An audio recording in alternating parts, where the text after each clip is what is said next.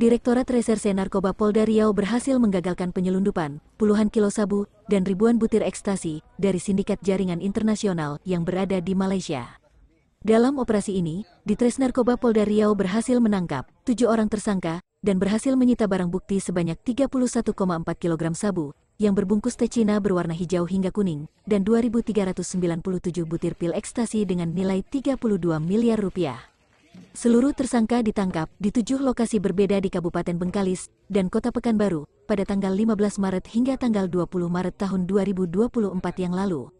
Direktur Reserse Narkoba Polda Riau, Kombes Manang Subeti mengungkapkan, peran 7 orang tersangka ini berbeda-beda, mulai dari kurir darat, kurir laut, koordinator, dan pengendali yang menyeberangkan barang tersebut dari Malaysia.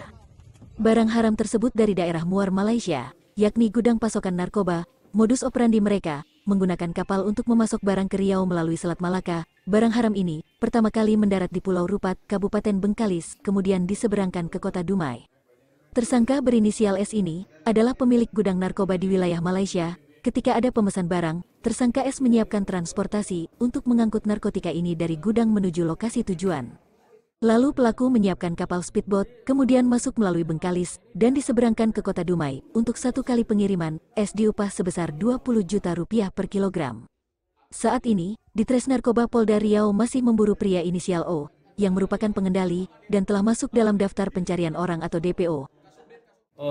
Bisa memasukkan barang dari Malaysia dan bahkan dia punya gudangnya sendiri di mana? Gudangmu?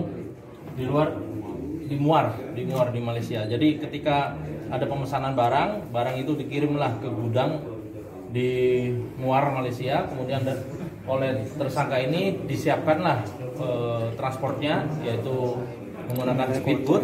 Nah, dari situ kemudian dikirimlah masuk melalui Bengkalis dan diseberangkan ke Dumai. Jadi dia 1 kali trip kamu diubah berapa? 20 per batu, per biji dia dapat 20 juta. Jadi kalau misalnya dia bisa memasukkan 10, berarti dia bisa dapat 200 juta. Warga negara Indonesia atau? Dia orang Indonesia, dia orang Dumai.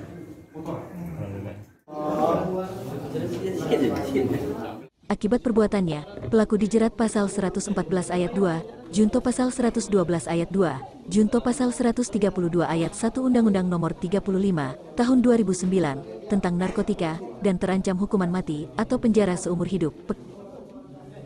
Pekanbaru, FN Indonesia melaporkan.